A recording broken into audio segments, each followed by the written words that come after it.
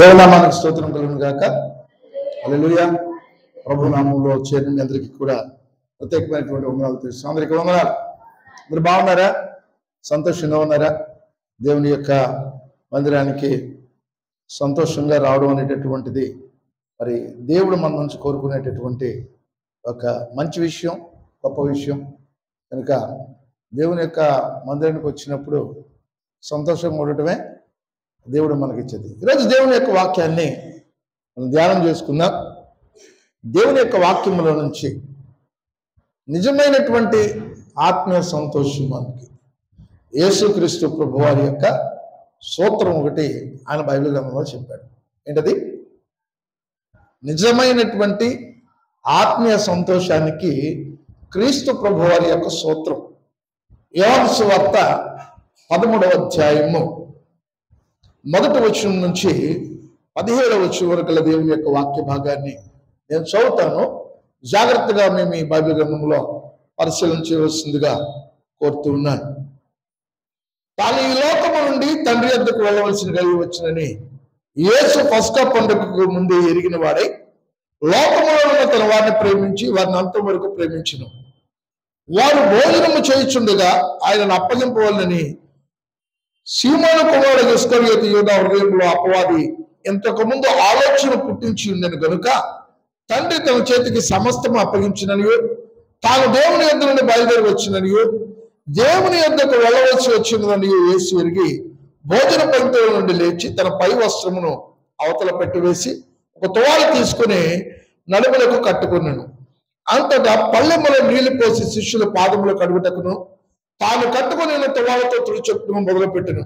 ఇట్లు చేయించు ఆయన సీమోను పేతురు వద్దకు వచ్చినప్పుడు అతడు, ప్రభువా, నీవు నా పాదములు కడుగుదువా అని ఆయనతో అనెను. అందుకు యేసు, నేను చేయించినది ఇప్పుడు నీకు తెలియదు గాని ఇక మీదట తెలుసుకుందని అతనితో చెప్పగా, పేతురు, నీవెన్నడూ నా పాదములు కడగరాదని ఆయనతో అనెను. అందుకు యేసు, నేను నిన్ను కడగని యెడల నాతో నీకు పాలు లేదన్ను. సీమోను పేతురు, ప్రభువా, నా పాదములు మాత్రమే గాక నా చేతులు నా తల కూడా కడుగుమని ఆయనతో చెప్పెను.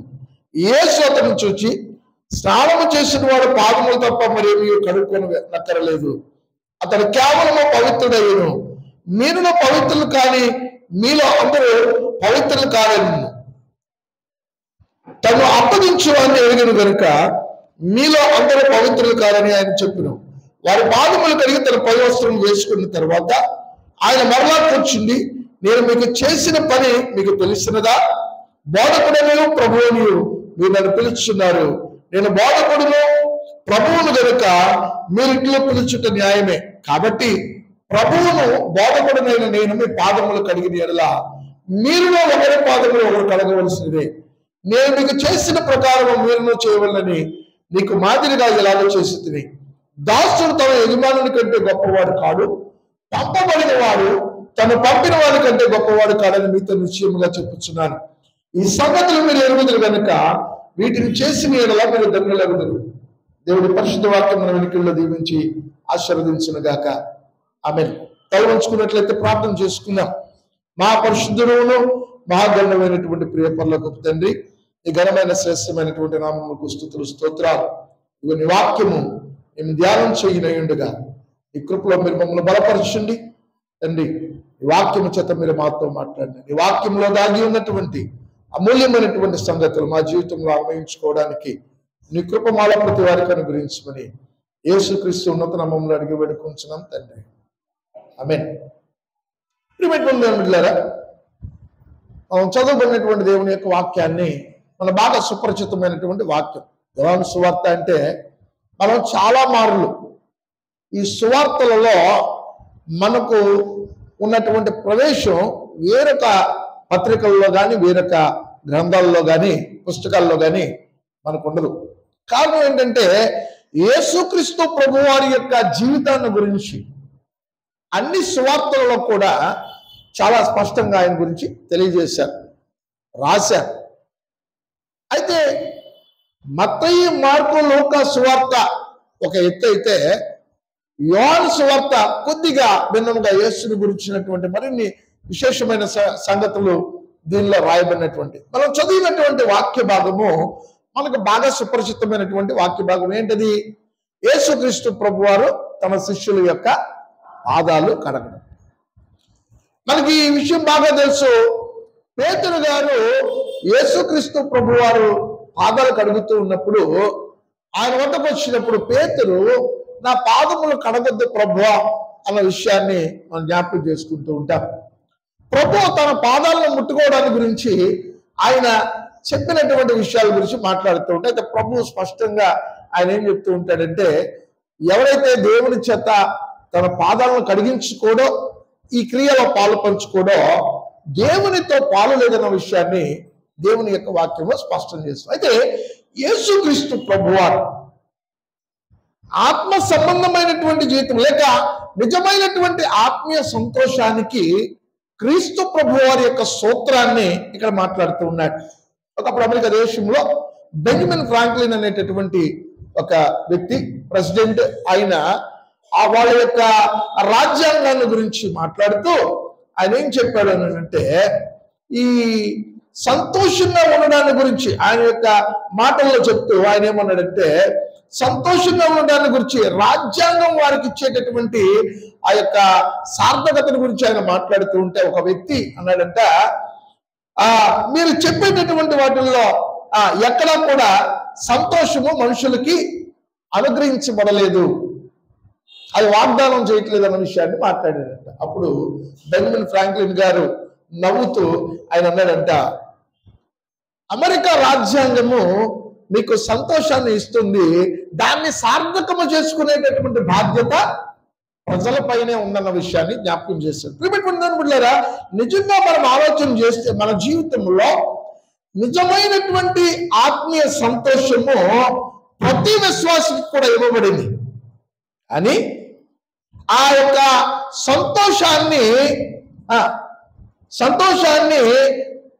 ఎలాగ పొందుకోవాలనేటటువంటి విషయం మాత్రం బైబిల్ గ్రంథంలో చెప్పబడింది, కానీ పొందుకునేటటువంటి విషయం మాత్రము ఎక్కడంట కేవలము విశ్వాసులు మాత్రమే దాన్ని తన జీవితంలో అన్వయించుకోవాలని దేవుని యొక్క లేఖనం చెప్తుంది. మనం చదువుకున్నటువంటి దేవుని యొక్క వాక్యంలో 15వ వచనంలో అంటూ ఉంటాడు దేవుని యొక్క వాక్యంలో, ఈ సంగతులు మీరు ఎరుగుదురు గనుక వీటిని చేసిన యెడల మీరు ధన్యులగుదురు అని చెప్తూ ఉంటాడు.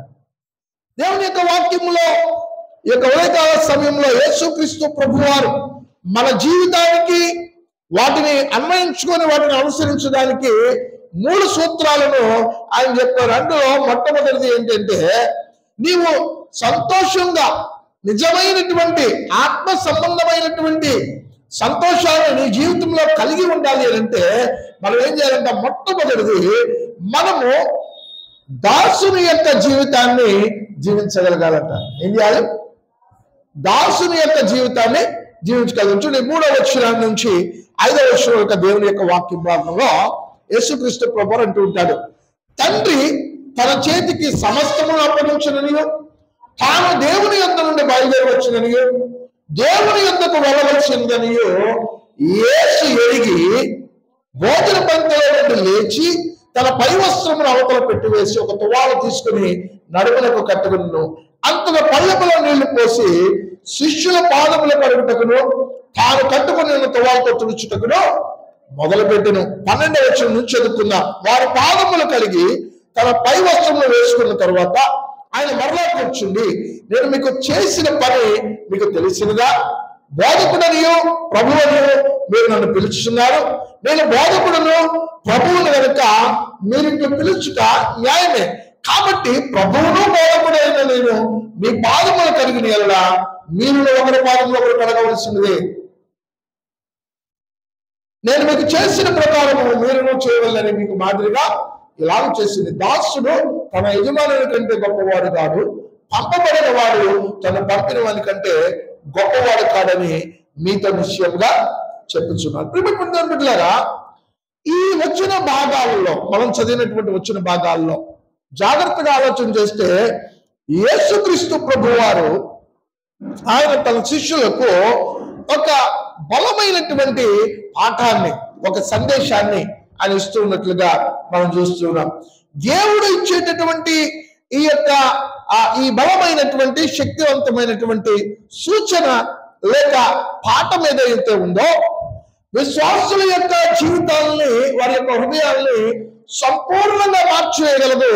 విశ్వాసులు తమ యొక్క హృదయములో నిజమైనటువంటి ఆత్మ సంబంధమైనటువంటి సంతోషాన్ని పొందుకోగలరు. అటువంటి సూత్రాన్ని ప్రభు చెప్తూ ఉన్నాడు. మొట్టమొదటిగా చూస్తే యేసుక్రీస్తు ప్రభు వారు చెప్పినటువంటి పాఠం ఏంటంటే, మన నిజమైనటువంటి సంతోషానికి దేవుని యొక్క సూత్రం ఏమని చెప్తుందంటే, మొట్టమొదటిగా మనము ఏమై ఉండాలంట? మనము దాసులమై ఉండాలి. అంటే దేవుని యొక్క లేఖనం చెప్తుంది, మనము తగ్గించుకుని వారమై ఉండాలి. తగ్గింపు జీవితాన్ని కలిగినటువంటి వారమై ఉండాలి. చూడండి, మనము ఈ యొక్క పాదములు కడగడం అనేటటువంటి పని ఈ ఎక్కడ చెప్తూ ఉంటుందంటే, పాదములు కడిగేటటువంటి పని మనుషుని యొక్క స్థాయిని అతి తక్కువగా చేసేటటువంటిది. ఏంటది? అంటే మనం వెళ్ళి ఇతరుల పాదములు కడగడం అనేటటువంటిది మన స్థాయిని ఇంచుమించుగా తక్కువగా చేసేటటువంటి పని. ఈ యూదుల యొక్క ఆచారంలో మనము ఈ యొక్క యజమానుని యొక్క పాదాలను దాసుడు కడగడం అనేటటువంటి విషయాన్ని చూస్తూ ఉంటారు. అదే అన్యుల యొక్క జీవితాల్లో మనం చూసుకున్నట్లయితే వారి యొక్క ఆచారాలలో ఎవరు అంటే బాగా వెనుకబడినటువంటి వారు. ఆ మాట కంటే ఇంకొక మాటలో చెప్పాలంటే దాసులుగా అంటే బానిసలైనటువంటి వారు తమ యొక్క యజమానుని యొక్క పాదాలను కడుగుతూ ఉంటారు. ఇంకొక మాటలో చెప్పాలంటే అన్యులు, ఆ కాలంలో ఉన్నటువంటి అన్యులు ఈ యొక్క దాసులను కుక్కల కంటే హీనంగా వారు చూసేటటువంటి వారు చేసేటటువంటి పనిగా దీన్ని భావిస్తూ ఉండేవారు. దేవుని బిడ్డలారా, ఇటువంటి విషయాన్ని పేతురు గారు ఎందుకని వద్దు అన్నాడు అని అంటే, వారి యొక్క ఆలోచనలలో దాసుల యొక్క పరిస్థితి ఏమై ఉందో తెలుసు. కానీ యేసుక్రీస్తు ప్రభువారు అంతటి వాడు వారి యొక్క పాదాలు కడుగుతూ ఉంటే ఈ లోక సంబంధమైనటువంటి ఆచారాలను జ్ఞాపకం చేసుకుని పేతురు గారు యేసుక్రీస్తు ప్రభువారిని పాదాలు కడగొద్దు అన్న విషయాన్ని స్పష్టంగా ఆయన తెలియజేశాడు. అయితే ఇక్కడ మన దేవుని యొక్క వాక్యంలో చూసినట్లయితే యేసుక్రీస్తు ప్రభువారు ఈ పని చేయడం ద్వారా ఆయన ఏమయ్యాడు అంటే, దేవుని యొక్క లేఖనం జ్ఞాపకం చేస్తుంది, యజమాని అయినటువంటి వాడు దాసుడుగా మారిపోయాడు. పిలుపులకు రాసినటువంటి పత్రిక 2వ అధ్యాయము 5 నుంచి 8వ వచనాల్లో దేవుని యొక్క లేఖనంలో స్పష్టంగా మనకు తెలియజేసేటటువంటి మాట ఏంటంటే, యేసుక్రీస్తు ప్రభువారు చూడండి 5 నుంచి 8వ వచనం మనకు బాగా సుపరిచితమైనటువంటి వాక్య భాగము. చదవండి. క్రీస్తు యేసులకు కలిగిన ఈ మనస్సును మీరును కలిగి ఉండి, ఆయన దేవుని స్వరూపమును కలిగిన వాడై ఉండి దేవునితో సమానముగా ఉండుట విడిచిపెట్టకూడని భాగ్యమును ఎంచుకోలేదు, కానీ మనుషుల పోలికగా పుట్టి దాసుని స్వరూపమును ధరించుకుని తను తానే రిక్తునిగా చేసుకునేను. మరియు ఆయన ఆకారమైన మనుషులుగా నిలబడి మరణము పొందినట్టుగా, అనగా శిలువ మరణము పొందినట్టుగా విధేయుడు వాడై తన్ను తాను తగ్గించుకొని. ఎవరు? యేసుక్రీస్తు ప్రభువారు. ఆయన మన యజమాని. ఎవరైనా దేవుని యొక్క సృష్టిలో యేసుక్రీస్తు ప్రభువారు పాలిభాగస్తుడై ఉన్నటువంటి వాడు. యేసుక్రీస్తు ప్రభువారు ఎవరంటే దేవునితో సమానముగా ఉన్నటువంటి వాడు. దేవుని కుడి పార్శ్వమున దేవునితో సమానముగా కూర్చున్నటువంటి వాడు. యేసుక్రీస్తు ప్రభువారు అంటే ఎవరంటే, ఇదిగో దేవుని యొక్క సృష్టిలో తండ్రి దేవునికి ఎటువంటి బాధ్యత, ఎటువంటి అధికారం, ఎటువంటి ఆధిపత్యం ఉందో యేసుక్రీస్తు ప్రభువారికి అదే సమానమైనటువంటి బాధ్యత, ఆధిపత్య అధికారం కలిగినటువంటి వాడు. అయితే ఆయన ఏం చేశాడంట, దేవుని యొక్క వాక్యంలో మాట్లాడుతుంది కదా, ఆయన దేవుని స్వరూపమును కలిగిన వాడైంది దేవునితో సమానమైన ఉంట విడిచిపెట్టకూడని భాగ్యం ఎంచుకోలేదు, కానీ మనుషుల పోయిన పుట్టి దాసుని స్వరూపము ధరించుకొని తను తానే రిక్తునిగా, అంటే ఏమీ లేని వానిగా, అన్ని ఉండి కూడా ఏమీ చేయకూడని వానిగా తను తానే ఆయన ఎంచుకున్నాడంట. దేవుని యొక్క వాక్యము, యేసుక్రీస్తు ప్రభువారు చెప్పేటటువంటి సూత్రము ప్రతి మనుష్యుడు దాసుడిగా జీవించాలి, తనను తాను తగ్గించుకొని జీవించాలి అన్న విషయాన్ని దేవుని యొక్క వాక్యం స్పష్టం చేస్తూ ఉంది. అంటే మొట్టమొదటి సూత్రం ఏంటంటే మనము దాసుడిగా జీవించాలి. We should live a life of a servant. దాసుడు జీవిస్తూ ఉన్నట్లుగా యేసుక్రీస్తు ప్రభువారు ఆ దాసుని స్వరూపంలో ధరించుకొని దేవుని వాక్యం తెలియజేస్తుందిగా తన్ను తాను తగ్గించుకునేను. యేసుక్రీస్తు ప్రభువారు అతన్ని ఆయన తక్కువగా చేసుకున్న విషయాన్ని జ్ఞాపకం చేస్తూ ఉన్నాడు. రెండో విషయాన్ని యేసుక్రీస్తు ప్రభువారు ఆయన చేసినటువంటి పని ఏంటంటే చూడండి, దేవుని యొక్క వాక్యం లూకా సువార్త 22వ అధ్యాయము 24వ వచనాన్ని చదువుకుందాం. లూకా సువార్త 22వ అధ్యాయము 24వ వచనంలో దేవుని యొక్క వాక్య భాగంలో లేఖనం మాట్లాడుతూ ఉన్నటువంటి మాట ఏంటంటే, సభలో ఎవడు గొప్పవాడుగా ఎంచబడునో ఆయన వివాదము వారిలో పుట్టుగా ఆయన వారితో ఇట్లేదు, అన్ని జనులలో రాజుల వారి మీద ప్రభుత్వం చేయదు, వారి మీద అధికారం చేయవారు ఉపకారులు అనబడుదురు. మీరైతే అలాగే ఉండరాదు, నీలో గొప్పవాడు చిన్నవాడి వలన అధిపతి పరిచారకుని వలన. చాలు చాలు, దేవుని యొక్క వాక్యం ఇక్కడ ఏం జ్ఞాపకం చేస్తుంది? ఏమంటుంది దేవుని యొక్క వాక్యం? గొప్పవాడు చిన్నవాడిగా ఉండవలను, అధిపతి పరిచారకునిగా ఉండవలను. మొట్టమొదటిది యేసుక్రీస్తు ప్రభువారు పరలోకంలో ఉన్నటువంటి తన మహిమను అన్నిటిని విడిచిపెట్టి ఆయన దాసునిగా ఈ లోకంలోకి వస్తే రెండో విషయాన్ని ప్రభు ఏంటో ఉన్నాడంటే యజమాని అయినటువంటి వాడు పరిచారకుడిగా ఉండాలి అన్న విషయాన్ని జ్ఞాపకం చేస్తూ ఉన్నాడు. మనం బయట దుకాణాల్లో చూస్తూ ఉంటాం, యజమాని ఎక్కడ కూర్చుంటాడు? ఎక్కడుంటాడు యజమాని? గల్లాపెట్టి దగ్గర కూర్చుంటాడు. కరెక్ట్గా చెప్పాలంటే మనం బాగా ఇంగ్లీష్ వచ్చి కాబట్టి క్యాష్ కౌంటర్ దగ్గర కూర్చుంటాడని చెప్పుకోవచ్చు. అయితే మరి దాసు ఎక్కడ ఉంటాడు? ఎక్కడ ఉంటాడు మీకు తెలుసా? మీరు బట్టల కొట్లకు వెళ్తే అక్కడ యజమానులు దాసుల యొక్క విధి విధానాలు కనబడుతూ ఉంటాయి. యజమానుడు తన ఆఫీసులో కూర్చుంటాడు, దాసులు నుంచోనే పని చేయాలి. అందుకే వాళ్ళు కొంత సమయం అయిన తర్వాత కూర్చుంటాను కొంత సమయం ఇస్తారు. వాళ్ళు బయటకు వచ్చి ఆ పక్కన నీళ్ళలో కాసేపు కూర్చొని చెడు అలవాట్లు ఉన్న వాళ్ళు వాళ్ళ చెడు అలవాట్లు చేసుకొని, మంచి అలవాట్లు ఉన్న వాళ్ళు వాళ్ళ మంచి అలవాట్లు చూసుకొని మళ్ళీ లోపలికి పోయి మళ్ళీ నిలబడతారు. ఎందుకంటే వారి యొక్క స్థానము అక్కడ దేన్ని జ్ఞాపకం చేస్తుందంటే వారు పనివారని మాత్రమే జ్ఞాపకం చేస్తుంది. కానీ ఇక్కడ దేవుని యొక్క వ్యాఖ్యలు అందుకు భిన్నంగా ఉంది. అంటే లోకము యొక్క పోకడకు దేవుని యొక్క వాక్యము భిన్నంగానే ఎప్పుడు ఉంటూ ఉంటుంది. ఏమంటుంది?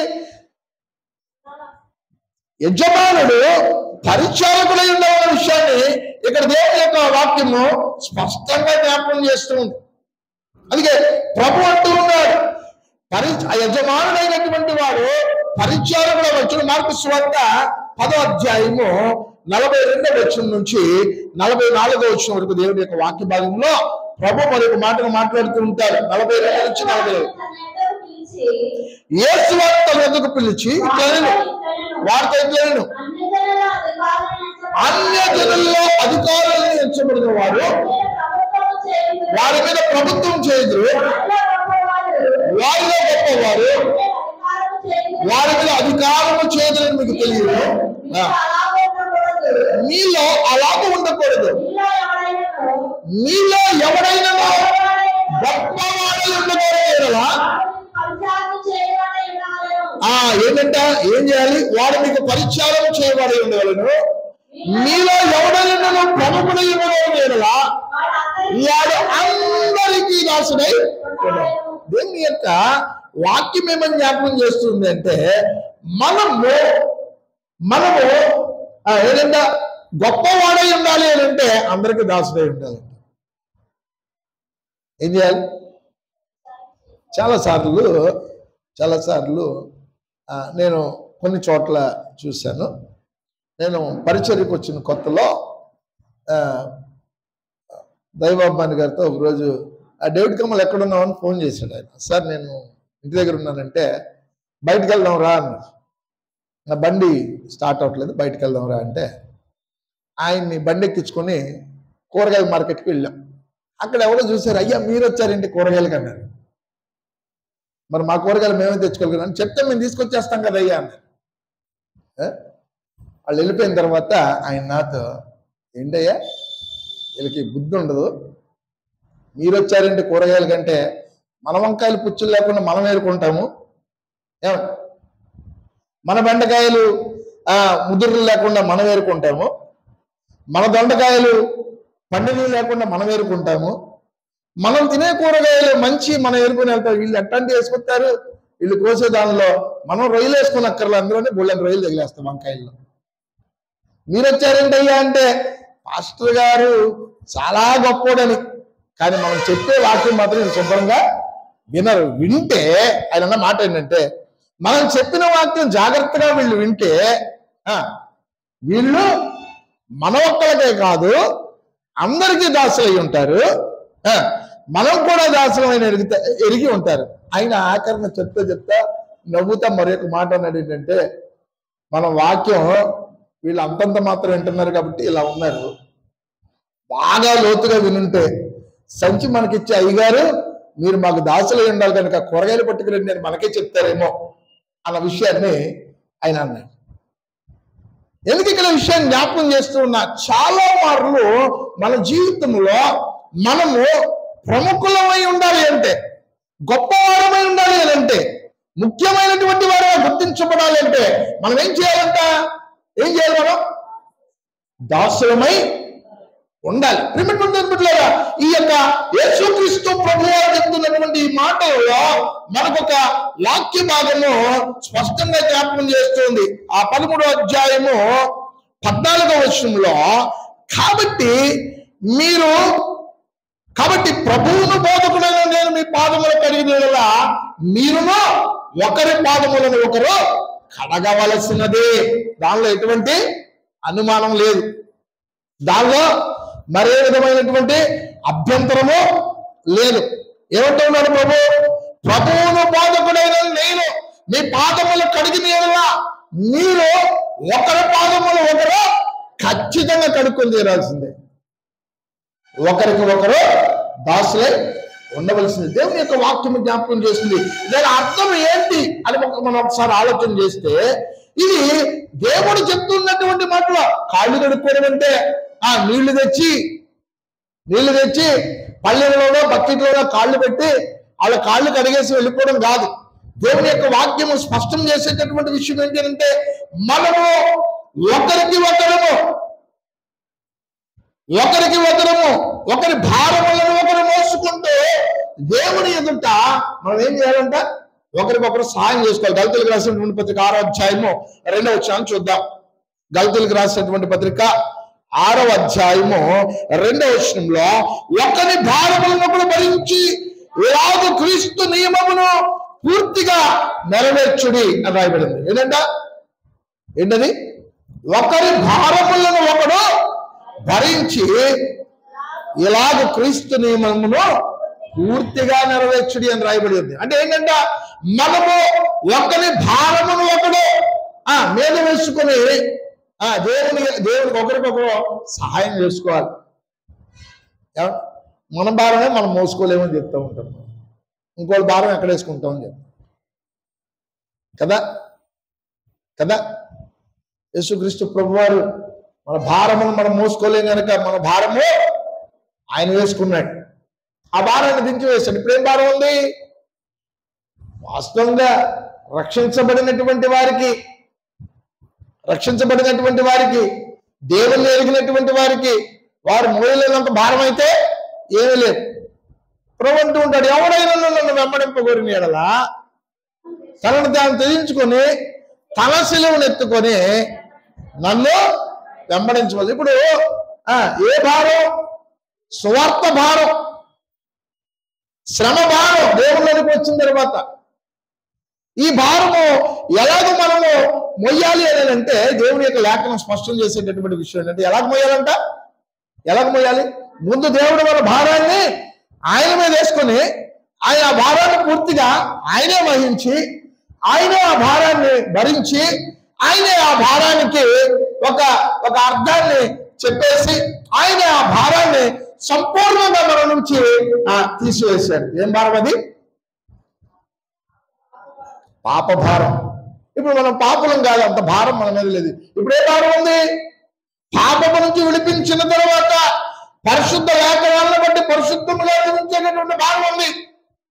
శ్రమ పడవలసినటువంటి భారం ఉంది. ఇప్పుడు ఈ భారాన్ని ఎత్తుకొని మనం వెళ్ళాలి. ఇక్కడ దేవుని యొక్క వాక్యములో ఆయన మాట్లాడేటటువంటి మాట ఏంటి అని అంటే, ఏమంటే ఉన్నాడు? ఒకరి భారములను కూడా భరించి ఎలాగ క్రీస్తు నియమమును పూర్తిగా నెరవేర్చుడి అంటూ ఉన్నాడు. అంటే ఒకరికి ఒకడు సహాయం చేసేలాగా. ఇంకొక విషయాన్ని చూద్దాం.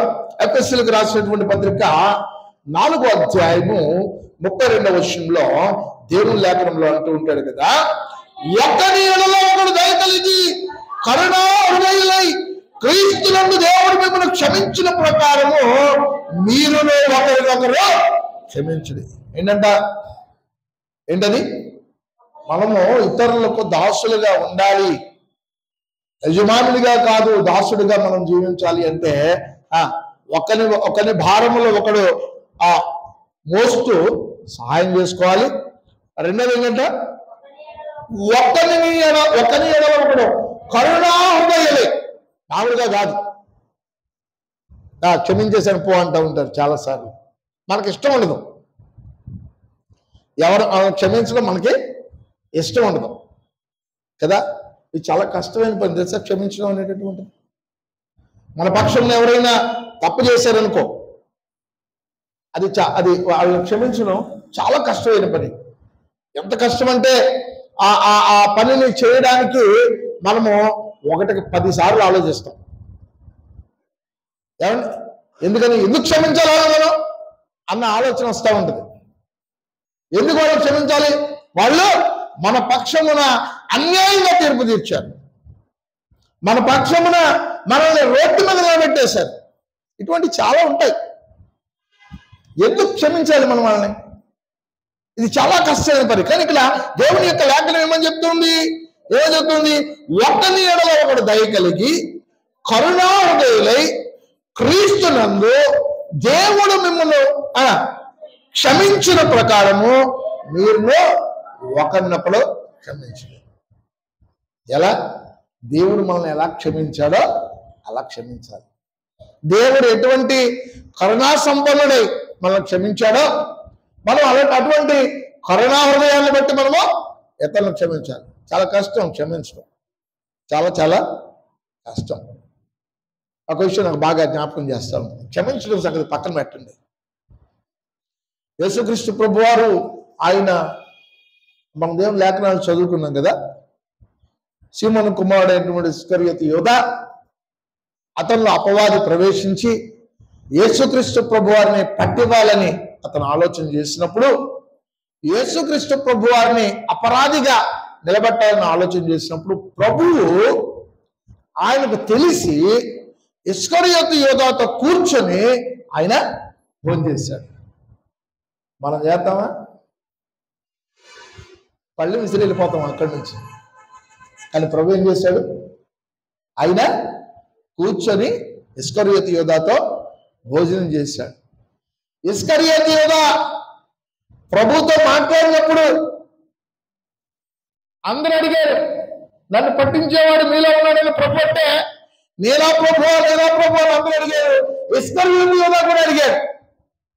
ఇస్కరియోతు యోధాకి తెలుసు, ప్రభువుకి తెలుసు. ప్రభు ఏమన్నాడు? నీవు అన్నట్టే అన్నాడు. ఖచ్చితంగా నేనా అని మన పక్షం తప్పు చేసినటువంటి వారు మనల్ని అడిగారు అనుకో, మనం ఏం చేస్తాం? ఆడవాళ్ళు అయితే జుట్టు పట్టుకొని బరబరబరబరని బయటికి ఇచ్చి 4 కొడతారు. నువ్వు కాకపోతే ఇంకెవరని చెప్పి అక్కడున్న పళ్ళని తిరగేసి చేతికి ఏం తిరిగితే దాన్ని పట్టుకొని, అదేనా మనం చేసేది. సాధారణంగా మాట్లాడుతున్నాను, మీరంటే మీరు చేసేదని కాదు, మీ సంగతి నాకు తెలియదులేండి, మామూలుగా చెప్తున్నా జరిగేది. కానీ యేసుక్రీస్తు ప్రభువారు అతను పట్టిస్తాడని తెలిసి కూడా అతనితో చాలా సామరస్యంగా కూర్చొని ఏం చేస్తున్నాడు? చివరి రాత్రి భోజనం, ప్రభురాత్రి భోజనం, పస్కా విందును ఇస్కరియోతు యోధాలతో కలిసి భోజనం చేయడానికి ప్రభు సిద్ధపడ్డాడు. కూర్చొని అతనితో కలిసి భోజనం చేశాడు. మరి ఒకరి పాపములు ఒకరు క్షమించేటటువంటి కరుణా హృదయాన్ని దేవుడు ఎందుకు కలిగి ఉన్నాడంటే దేవుడు అటువంటి హృదయంతోనే ఉన్నాడు.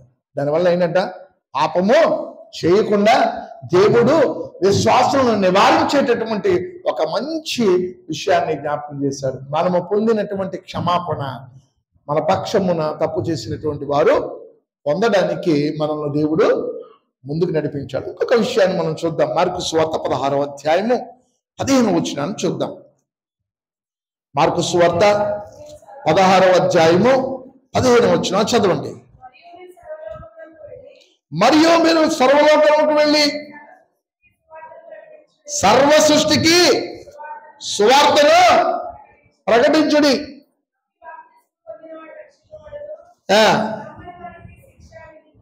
చాలు దేవుని యొక్క వాక్యంలో ఏముందంట, మరియు మీరు సర్వలోకములకు వెళ్ళి సర్వ సృష్టికి సువార్తను ప్రకటించవలెను. ఏంటిది? దేవుని యొక్క వాక్యం తగ్గించుకోండి అని చెప్తా ఉంది.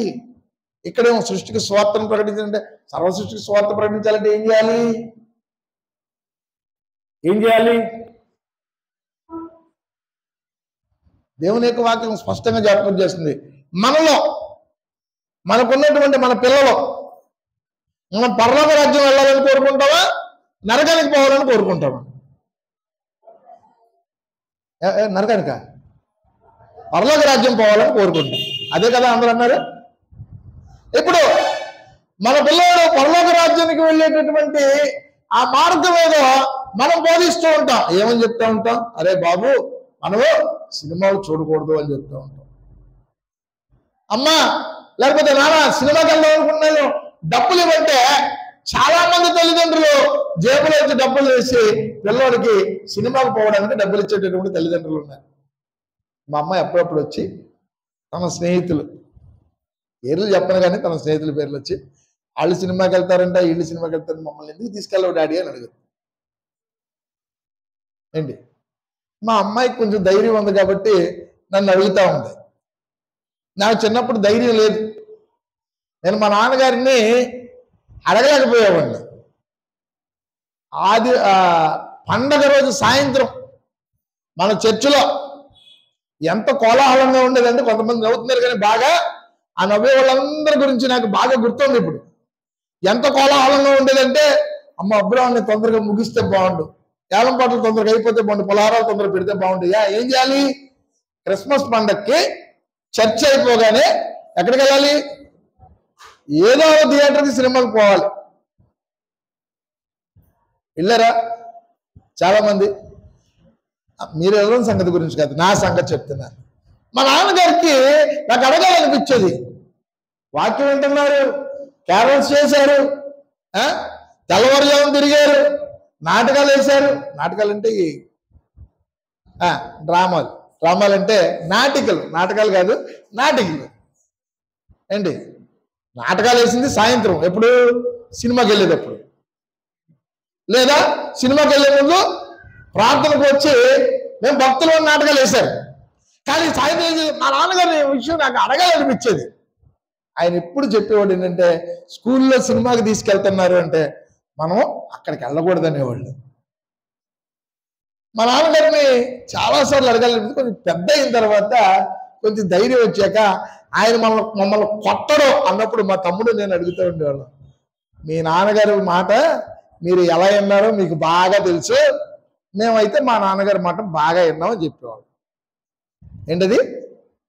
మీరు చేసినంత పాపం మేము అసలు చేయలేదని చెప్పేవాళ్ళం మా నాన్నగారితో.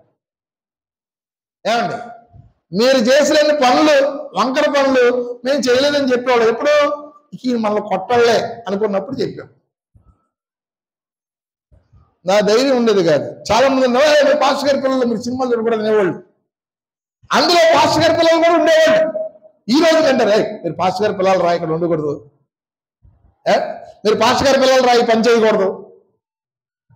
పాస్టర్ గారి పిల్లలే పరలోక రాజ్యం వెళ్తారు. అలా అయితే మనం మన పిల్లలకి మంచి మార్గాన్ని, మన పిల్లలకి మంచి విషయాలను, మన పిల్లలకి మంచి పనులను చేయించడము తల్లిదండ్రులు పిల్లలకు నేర్పాలి. ఇక్కడ ఒక విషయాన్ని అయితే దేవుని యొక్క వాక్యం స్పష్టం చేస్తుంది. మీరు సర్వలోకమునకు వెళ్ళి సర్వ సృష్టికి సువార్తను ప్రకటించుడి.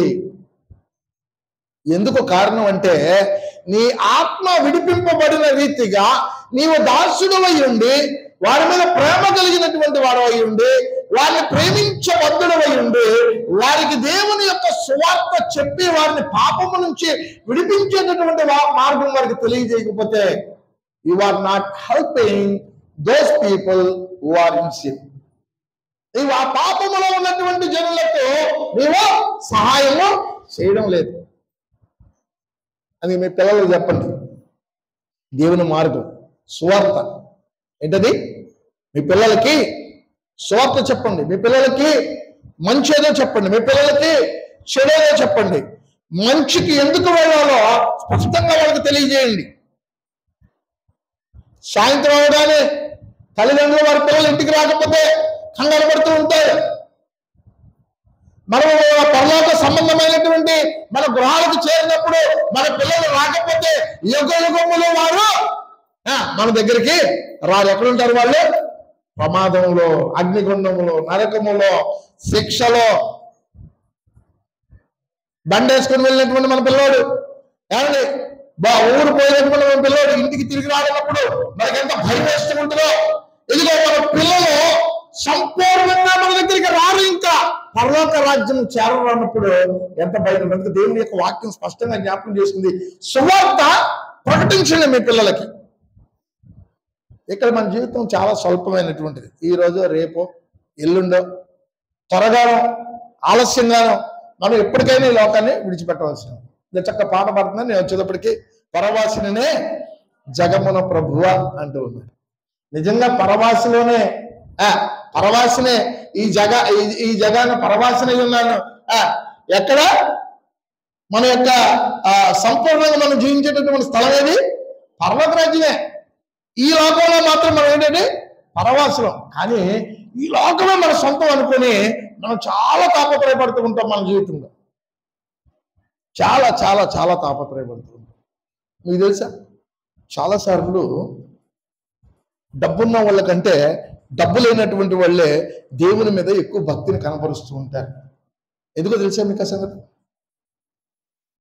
తెలుసా? డబ్బులున్న వాళ్ళకంటే డబ్బు లేనటువంటి వాళ్ళే, పేదవాళ్లే ఎక్కువ దేవునికి భక్తిని కనపరుస్తూ ఉంటారు. ఎందుకో తెలుసా? లేమిలో దేవుని యొక్క కృప అమితముగా వారు పొందుతూ ఉంటారు. దేవుని యొక్క ప్రేమ ఎంత వెల్లడపరిచిందో లేమిలో వాళ్ళకి తెలుస్తూ ఉంటుంది. డబ్బులున్నవాడికి ఇవన్నీ తెలియదు. ఎందుకని? ఎక్కడి నుంచి వస్తుంది ఇదంతా? మనం సంపాదించినటువంటి డబ్బులో చూసి దేవుణ్ణి మనము అక్కడ పెడచెవిని పెడతా ఉంటాం, దేవుణ్ణి విస్మరిస్తూ ఉంటాం, దేవుణ్ణి మర్చిపోతూ ఉంటాం.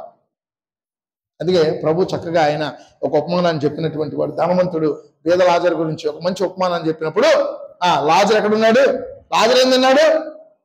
ధనవంతుడు తన బల్ల మీద పడినటువంటి ముక్కలను, రొట్టె ముక్కలను ఎక్కడ వేరుకున్నాడు? బల్ల దగ్గర ఉన్నాడా ధనవంతుడు? లాజరు ధనవంతుడు బల్ల మీద భోజనం చేస్తుంటే బల్ల కింద ఉన్నాడా లాజరు? ఎక్కడున్నాడు? ఎక్కడ? ఏ బయట? బయట ధనవంతుడికి మిగిల్చి పారేసినటువంటి ఎంగిలి మెతుకులు ఎత్తి పారవేసేటటువంటి చెత్త దగ్గర ఎరుకుంది అన్నాడు. కానీ దేవునికి నమ్మకంగా ఉన్నాడు. అందుకే అతడు పరలోక రాజ్యం చేయాలి. ప్రియమైనటువంటి దేవుని బిడ్డలారా, ఈ లోకములో మన పిల్లలకు లేక మరెవరికైనా మనం చేసేటటువంటి అత్యంత గొప్ప సహాయం ఏంటి అని అంటే వారికి సువార్త ప్రకటించడం అంట. దేవుని నామానికి స్తోత్రం కలుగును గాక. అందుకే దేవుని యొక్క వాక్యం జ్ఞాపకం చేస్తూ ఉంది. ఏమంటుందంట? మన యొక్క విశ్వాస సంబంధమైనటువంటి వాటిని దేవుని కొరకు మనము దేవుని కొరకు వారు కూడా విశ్వాసులుగా మారాలని, దేవుని యందు విశ్వాసం ఉంచి దేవునిలో చేరాలని, దేవునిలోనికి వారు నడిపించబడాలని, వారి పాపము నుంచి విడిపించబడి నరకము నుంచి తప్పించబడాలని మనం కోరుతూ ఉంటాం, కోరుకోవాలి. అది దేవుని యొక్క వాక్యము స్పష్టం చేయాలి. అది ఏమని చూపిస్తుందంటే, దేవుడు మన పక్షమున, పాపులమైనటువంటి మన పక్షమున ఎటువంటి ప్రేమను వెల్లడిపరిచాడో, ఎటువంటి కృపను విస్తరించాడో, అదే ప్రేమను మనము రక్షించబడినటువంటి వారి పట్ల కలిగి ఉండి వారి నిస్సహాయ స్థితిలో మనం చేసేటటువంటి సహాయం ఏంటంటే సువార్త ప్రకటించు. ప్రభువు నన్ను రక్షించిన మాదిరి మిమ్మును రక్షింపగోరునై ఉన్నాడు. ప్రభువు నందు విశ్వాసం ఉంచండి. బిడ్డలారా, మనము దేవుణ్ణి చాలా రకాలుగా మనము ఆరాధన చేయొచ్చు, దేవుని సేవించవచ్చు. ఏమండి, యేసుక్రీస్తు ప్రభువారు అందులో ఆయన చెప్పేటటువంటి ఏంటంటే సేవ చేయడం అనేటటువంటి విషయాన్ని దేవుడు స్పష్టంగా జ్ఞాపకం చేస్తూ ఉన్నాడు. ఏమంటూ ఉన్నాడు? మనము దేవుని యొక్క పనిలో ఏంటంటే యజమానులకి మనము యజమానులై ఉండాలంటే దాసులై ఉండాలి. ఒక విశ్వాసి దాసుడు జీవించేటటువంటి జీవితాన్ని గురించి ఆయన మాట్లాడుతూ ఉన్నాడు. మొట్టమొదటి ఏంటంటే ఆయన తగ్గింపు జీవితాన్ని గురించినటువంటి పాఠాన్ని నేర్పిస్తూ ఉన్నాడు. రెండవదిగా మనం దేవుని యొక్క వాక్యంలో జాగ్రత్తగా పరిశీలన చేస్తే ఆయన మరి ఒక విషయాన్ని మాట్లాడుతూ ఉన్నాడు. ఏంటంటే ఘనమైనటువంటి వారిగా ఉండడానికి, ఘనమైనటువంటి వారిగా ఎంచబడడానికి ఆయన ఒక పాఠాన్ని మనకు నేర్పిస్తూ ఉన్నాడు. ఏంటంటే దేవుడు తన ప్రియమైనటువంటి శిష్యుడైనటువంటి యోహాను యొక్క పాదములు కడగడం సులువే కదా, చెప్పాలి. యేసుక్రీస్తు ప్రభు వారికి అత్యంత ప్రియమైనటువంటి శిష్యుడు ఉన్నాడు. ఎవరు? యోహాను. యోహాను గారి పాదములు కడగడం యేసు ప్రభు వారికి చాలా సులువైనటువంటి విషయం కదా. అప్పుడప్పుడు మనం ఏం చేస్తూ ఉంటామంటే మన స్నేహితుల యొక్క పల్లెం నుండి తింటా ఉంటాం. తినేస్తామా? మనకి పెద్ద ఎంగిలి అన్న ఇది ఉండదు. గబుకులు వాళ్ళు ఏదైనా ముద్ద పెడితే ముక్క పెడితే మనం తినేస్తాం, ఇబ్బంది ఏం లేదు. కానీ తెలియనటువంటి వాడు కంచంలోకి వెళ్ళి తినేస్తామా? ఈ పాదముల కడిగే దగ్గర కూడా ఏంటంటే మనకు నచ్చితే, మనకు ప్రియమైనటువంటి వారైతే అది చాలా సులువుగా ఉంటుంది. కానీ ఒకవేళ అది కాకపోతే మన సంఘంలో ఇది చాలా కష్టమైన పనే కదా. చాలా కాలం మన సంఘంలో, మరి ఇప్పుడు సంగతి నాకు తెలియదు కానీ, ఇప్పుడు అంత లేదు కానీ ఉంది, ఇంకా ఉంది. ఏంటి, అటుపక్కోళ్ళు ఇటుపక్కోళ్ళు. చాలాసార్లు చూసేవాడిని నేను. మా నాన్నగారు మరి ఆయన ఇది జరగలే అనుకునేవాడు, వేరేగా అనుకునేవాడు. అమ్మ అటు పక్క వాళ్ళందరూ సుశీలమ్మ గారికి, లింగమ్మతకి ఇచ్చేయండి డబ్బులు, ఇటు పక్క వాళ్ళందరూ ఎవరికి? చిన్నబాబుకి ఇచ్చేయండి. ఇదేనా చెప్పేవాళ్ళు? చెప్పండమ్మా, చెప్పేవాళ్ళు కదా. అంటే రెండు వర్గాలు ఉంటూ ఉండే. యేసుక్రీస్తు ప్రభు వారు రెండు చేతులతో తన శిష్యుల పాదాలు కడిగాడు. ఒక చేత్తో కడగల, ఒక చేయి కడగనలా. మనమైతే వాళ్ళు ఎలా ఉన్నాం? మనం వైరం ఉంది, లేకుండా లేదు. ఎందుకుంది వైరం అంటే, ఎవరి హృదయంలో పాపం ఇంకా అలాగే ఉందో వాళ్ళలో వైరం ఉంది. ప్రేమ లేదు అక్కడ. ప్రేమ మరి మనం కడుగుతామా? ఒకళ్ళ పాదాలు కడగాలంటే బైబిల్ మిషన్ సంఘస్థులకి ఈ లెంట్ డేస్ అనంతరం గురువారం గుడ్ ఫ్రైడేకి ముందు రోజు రాత్రి పాదశుద్ధి అని ఉంటుంది. అది నా భార్య బైబిల్ మిషన్ కదా, నాకు చాలా విషయాలు వాళ్ళ గురించి తెలుస్తూ ఉంటాయి. అప్పుడప్పుడు వాళ్ళు మాట్లాడుకుంటూ ఉంటారు, నేను దొంగచాటుగా వింటూ ఉంటాను. నేను వింటూ ఉండగా మాట్లాడుకోరు. మా భార్య అత్తగారు మేము ఉంటా ఉండగా వాళ్ళు మాట్లాడుకోరు. నేనేమైనా అంటానే ఉన్నాను భయం. మా ఆవిడకి ఏంటంటే భయం, నేనేమైనా అంటే వాళ్ళ అమ్మగారు నేను దెబ్బలాడుకుంటామో వాక్యం గురించి భయం. చాలాసార్లు చెప్పుద్ది, మీరిద్దరు వాక్యం గురించి మాట్లాడుకోవద్దని చెప్పుద్ది. మా అమ్మతో నువ్వు వాక్యం గురించి మాట్లాడద్దు, నీకు బాగా తెలుసు, మా అమ్మకి తెలియదు, వదిలేసే అంటది.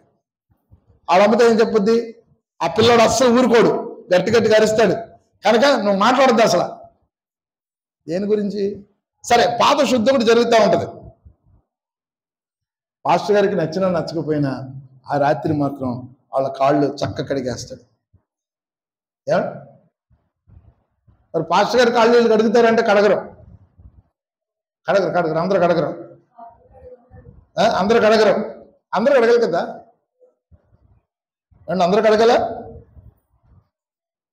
చెప్పండి, అందరూ కడగరు. అయితే ఇక్కడ కడగడాల గురించి ప్రభు చెప్పడం లేదు. దేని గురించి? తగ్గింపు జీవితాన్ని గురించి చెప్తూ ఉన్నాడు. రెండోది ఏంటంటే, ఆయన ఇక్కడ మరి ఒక పాఠాన్ని ఏంటంటే, ఘనమైనటువంటి వారిగా ఎంచబడడం కొరకు అన్న విషయాన్ని దేవుని యొక్క వాక్యంలో ఆయన మాట్లాడుతున్నాడు. యేసుక్రీస్తు ప్రభువారు తన ప్రియమైనటువంటి శిష్యుడైనటువంటి యోహాను పాదాలు కడిగాడు. అక్కడ ఆ గుంపులో ఇస్కరియోతు యోధా కూడా ఉన్నాడు. ఇస్కరియోతు యోధా అతని పాదములు కూడా దేవుడు కడగడానికి సిద్ధపడ్డాడు. యోధా ఇస్కరియోతు అక్కడే ఉన్నాడు, ఆయనతో కలిసి భోజనం చేశాడు. ఏమండి, యేసుక్రీస్తు ప్రభువారిని 30 వెండి నాణాలకు అతను అమ్మివేశాడు. ఎందుకో యేసుక్రీస్తు ప్రభువారిని అనుమానించినటువంటి ఎవరో దిదుమానబడినటువంటి తోమ, ఆయన కూడా అక్కడే ఉన్నాడు. యేసుక్రీస్తు ప్రభువారు ఆయన పాదములో కడిగాడు. యేసుక్రీస్తు ప్రభువారు నీవెవరో తెలియదని చెప్పినటువంటి మొమ్మారు అబద్ధమాడినటువంటి పేతురు అక్కడే ఉన్నాడు. దేవునికి తెలుసు ఇతను అబద్ధం ఆడతాడని, కానీ ఆయన పాదములు కూడా ఆయన కడిగాడు. యేసుక్రీస్తు ప్రభువారు ఎంతటి గొప్పవాడు, ఎంత ఘనుడు. ఆయనకు నష్టం వాటిల్లేటటువంటి వారిని, ఆయన ఎవరో తెలియదని చెప్పేటటువంటి వారిని, ఆయనను అనుమానించేటటువంటి వారిని, ఆయన వద్ద నుంచి ఆయన పట్టుకునగానే పారిపోయినటువంటి వారిని అందరి పాదములు కూడా యేసుక్రీస్తు ప్రభువారు కడిగారంటే దేవుని యొక్క వాక్యము మనకు నేర్పించేటటువంటి పాఠం ఏంటయ్యా అంటే, మనము యేసుక్రీస్తు ప్రభువారు ఒక నిజమైనటువంటి దాసునిగా తనను తాను ఆయన కనపరుచుకుంటున్నాడు. దేవుని నామానికి స్తోత్రం కలుగును గాక. అందుకే మన జీవితాల్లో మనము ఘనముగా ఎంచబడాలి అంటే మన ముందు ఉన్నటువంటి వారు మన పక్షమున ఎలాంటి వారైనా దేవుని యొక్క వాక్యం చెప్తుంది, నీవు ఆత్మ సంబంధమైనటువంటి నిజమైనటువంటి ఆత్మ సంబంధమైనటువంటి సంతోషాన్ని నీ జీవితంలో కలిగి ఉండాలంటే ఏం చేయాలి? నువ్వు సేవకుడిగా, దాసుడిగా ఉండాలి. దేవుని యొక్క వాక్యం చెప్తుంది ఘనమైనటువంటిగా వారిగా ఎంచబడాలి. మత్తయి సువార్త 5వ అధ్యాయము 43వ వచనం నుంచి 48వ వచనం వరకు ఒకసారి చదువుకుందాం. మత్తయి సువార్త 5వ అధ్యాయము 43వ వచనం నుంచి 48వ వచనం వరకు దేవుని యొక్క వాక్య భాగంలో, నీ పొరుగు వారిని ప్రేమించి నీ శత్రువును ద్వేషించమని చెప్పబడిన మాట మీరు విన్నారు కదా. నేను మీతో చెప్పినదేమనగా, మీరు పరలోకమందున మీ తండ్రికి కుమారులై ఉన్నట్లు మీ శత్రువులను ప్రేమించుడి, మిమ్మల్ని హింసించు వారి కొరకు ప్రార్థన చేయండి. ఆయన చెడ్డవారి మీదను మంచివారి మీదను తన సూర్యుని ఉదయింపజేసి నీతిమంతుల మీదను అనీతిమంతుల మీదను వర్షములు కురిపించున్నాడు. మీరు మిమ్మల్ని ప్రేమించు వారిని ప్రేమించినలా మీకేమి ఫలము కలుగును? సుంకములను అలాగే చేయించున్నారు కదా. మీ సోదరులకు మాత్రము వందనము చేసిన ఎడలా మీరు ఎక్కువ చేయించున్నదేమి? అన్ని జనులను అలాగే చేయించున్నారు కదా. మీ పరలోకపు తండ్రి పరిపూర్ణుడు కనుక మీరును పరిపూర్ణులుగా ఉండేది. ఎప్పుడు? మీ శత్రువులు ప్రేమించినప్పుడు. అన్ని జనులను కూడా మనము వారి ఎదుట కూడా మనం తగ్గించి తగ్గింపబడినటువంటి జీవితాన్ని కలిగినప్పుడు. అందుకే దేవుని యొక్క వాక్యము ఏమని జ్ఞాపకం చేస్తుందంటే మనకి ఏమి నేర్పిస్తుంది? ఘనమైనటువంటి వారిగా జీవించడానికి దేవుని యొక్క లేఖనము మనకు ఒక మార్గాన్ని సూచిస్తూ ఉంది. దాసునిగా జీవించాలి అని అంటే దాసునిగా జీవించేటటువంటి విషయంలో మనకు కలిగేటటువంటి లాభం ఏమని నేర్చుకున్నాం? మొట్టమొదటి ఏమని చెప్పుకున్నాం మనం? ఏంటది? తగ్గింపు జీవితాన్ని ఎలా కలిగి ఉండాలో ప్రభు మనకు నేర్పించినటువంటి పాఠాన్ని నేర్చుకున్నాం. రెండోది ఏంటంటే ఘనముగా ఎలాగ జీవించాలో ప్రభు నేర్పినటువంటి పాఠాన్ని మనం నేర్చుకున్నాం. చివరిగా మూడో విషయాన్ని ఒకసారి చూద్దాం. అదేంటంటే దేవుని యొక్క లేఖనం జ్ఞాపకం చేస్తూ ఉంది కదా, నిజాయితీగా ఎలా జీవించాలో దేవుడు ఒక పాఠాన్ని నేర్పిస్తూ ఉన్నాడు. చూడండి, ఆ యేసుక్రీస్తు ప్రభువారు ఆయన అక్కడ ఉన్నటువంటి అందరి జనుల కంటే, అందరి శిష్యుల కంటే కూడా గొప్పవాడైనటువంటి దేవుడు. ఆయన తన యొక్క శిష్యుల యొక్క పాదాలను కలిగినప్పుడు ఆయన కిందకు వెళ్ళడమే కాదు కానీ, అంటే దిగువ స్థాయికి వెళ్ళడమే కాదు కానీ, ఆయన ఏం చేశాడంటే ఆయన దిగువ స్థాయికి వెళ్ళడం ద్వారా ఏం చేశాడంట? తన శిష్యులను ఘనమైనటువంటి వారిగా ఎంచినటువంటి స్థితిని మనం ఇక్కడ చూస్తాం. ఏం చేశాడు ప్రభు? ఆయన కిందికి దిగి, ఒక మెట్టు కిందికి దిగి శిష్యుల యొక్క పాదాల దాకా చేరి వారి పాదాలు కడుగడం ద్వారా దేవుడు ఏం చేశారంటే ఆయన శిష్యులను తనకంటే ఘనమైనటువంటి వారిగా ఎంచి వారి పాదములు కడిగారు. దేవుడు మనకు స్తోత్రం కలుగును గాక. ఎంత నిజాయితీగా ప్రభు ఈ పని చేశాడంటే, కాళ్ళు తీసి పైన పెట్టండి అల్లా అన్నాడా? లేకపోతే వాళ్ళకి ఏమైనా ప్రత్యేకమైనటువంటి స్థలాన్ని ఏర్పాటు చేసి ఇక్కడ నిలబడండి ఆ పైపు ఇలా కొట్టాడా? ఏం చేశాడు ప్రభు? వారు నిల్చున్న చోటుకి ఆయన వంగి ఆయన వాళ్ళ పాదాల దగ్గర కూర్చొని కిందికి చేరి వారి పాదాలను కడుగుతూ ఏం చేశాడు? వారిని ఘనమైనటువంటి వారికి తెలుగు దేవుని యొక్క వాక్యం మనకి స్పష్టంగా జ్ఞాపకం చేస్తుంది. యేసుక్రీస్తు ప్రభువారు ఈ పనిని ఆయన చాలా నిజాయితీగా చేశారు. చూడండి, రోమిలకు రాసినటువంటి పత్రిక 15వ అధ్యాయము మొదటి 2 వచనాలు చూస్తే దేవుని యొక్క వాక్యం మాట్లాడుతుంది.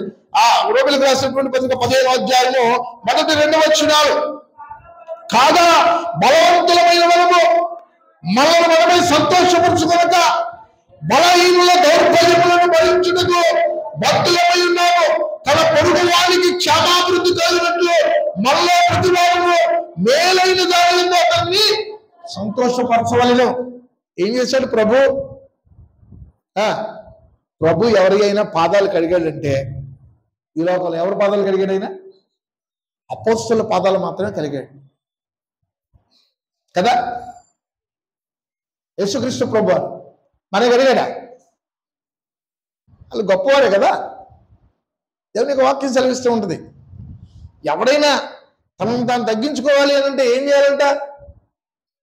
మీలో ప్రతి వాడును మీ సహవిశ్వాసులు గొప్పవాళ్ళని ఎంచి మిమ్మల్ని మీరు తగ్గించుకోవాలను అని చెప్తా ఉంటుంది. మనం ఏం చెప్తుంది కదా సార్? నా ఆత్మీయ అనుభవంతో ఉందా? నా ఆత్మీయ అనుభవంలో నా ప్రార్థనా జీవితం అంత ఉందా? వాళ్ళ జీవితం అని మాట్లాడుతూ ఉంటాం. నిజమే, నీ ఆత్మీయ అనుభవం అంతా వారి యొక్క అనుభవం లేదు. నీ ప్రార్థనా జీవితం అంతా వాళ్ళ ప్రార్థనా జీవితం లేకపోవచ్చు. కానీ దేవుని యొక్క వాక్యము చెప్పేటటువంటి మాట మాత్రం ఏంటంటే నీ సహవిశ్వాసులు నీకంటే గొప్పవారని ఎంచి అన్న విషయాన్ని దేవుని యొక్క లేఖనము స్పష్టం చేస్తుంది. అన్న విషయాన్ని జాగ్రత్తగా ఆలోచన చేసుకోవాలి. అందుకే దేవుని యొక్క లేఖనం ఏమంటూ ఉన్నాడు? బలవంతులమైన మనము మనమే సంతోషపరుచుకొనక బలహీనుల దౌర్బల్యములను భరించుటకు బద్ధులమై ఉన్నాము. తన పొరుగు వారికి క్షేమాభివృద్ధి కలిగినట్లు మరో ప్రతి వారు మేలైన దాని యందు అతన్ని సంతోషపరచవలను. రేపు 14 వచ్చిన 9వ వచనాన్ని ఒకసారి చదువుకుందాం. 14వ అధ్యాయము 19వ వచనం, 19వ వచనం. కాబట్టి సమాధానమును పరస్పర క్షేమాభివృద్ధిలో కలుగజేయు వాటిని ఆసక్తితో అనుసరించమంటున్నాడు. ఏంటంట? సమాధానమును పరస్పర క్షేమాభివృద్ధిని కలుగజేయ వాటిని ఆసక్తితో అనుసరించమంటున్నాడు. దేవుని యొక్క వాక్యం జ్ఞాపకం చేస్తుంది కదా. మనము దేవుని యొక్క వాక్యాన్ని బట్టి ఏమై ఉండాలి? ఘనముగా ఎంచబడాలి అంటే మనం తగ్గించుకునేటటువంటి వారమై ఉండాలి. దేవుని బిడ్డలారా, దేవుని యొక్క లేఖనము స్పష్టం చేస్తున్నట్లుగా మనం చేయాలి. ఇందాక మనం దేవుని యొక్క వాక్యంలో మనం చూసాం ఏంటంటే, యేసుక్రీస్తు ప్రభువారు అందరూ ఎవరో తెలిసి కూడా ఆయన ఏం చేశాడు చెప్పాలి? ఏం చేశాడు ఆయన? పేతురు అబద్ధం ఆడతాడని తెలుసు, ప్రభు ఎవరు తెలియదని చెప్తాడని తెలుసు. తోమా అనుమానిస్తాడని తెలుసు, ఇస్కరియోతు యూదా ఆయన పట్టిస్తాడని తెలుసు, తన శిష్యులందరూ పారిపోతారని తెలుసు. కానీ తన కోసం నిలబడే శిష్యుడి గురించి కూడా, యోహాను గురించి తెలుసు. ఆయన గురించి తెలిసి, వీళ్ళ గురించి తెలిసి అందరినీ సమానముగా దేవుడు ఘనమైనటువంటి వారిగా ఎంచడం అనేటటువంటిది ఏంటంటే ప్రభు యొక్క నిజాయితీని ఇక్కడ జ్ఞాపకం చేస్తూ ఉన్నాడు. దేవుని యొక్క లేఖనం చెప్తా ఉంది. ఆయన చేసినటువంటి ఈ పని మనకు నేర్పించేటటువంటి మరి యొక్క పాఠం ఏంటంటే నిజాయితీ. ఏం నేర్చుకున్నాం? ఎవడైనా నిజమైనటువంటి ఆత్మ సంబంధమైనటువంటి సంతోషానికి యేసుక్రీస్తు ప్రభువారి యొక్క సూత్రం ఏంటి అంటే, మొట్టమొదటి ఏమని నేర్చుకున్నాం? మనము దాసుని జీవితాన్ని జీవించాలి. ఆ దాసుని జీవితాన్ని జీవించేటటువంటి పనిలో ప్రభు ఏం నేర్పించాడు? తగ్గింపు అనేటటువంటి పాఠాన్ని నేర్పించాడు. రెండవది ప్రభు ఏం నేర్పించాడు?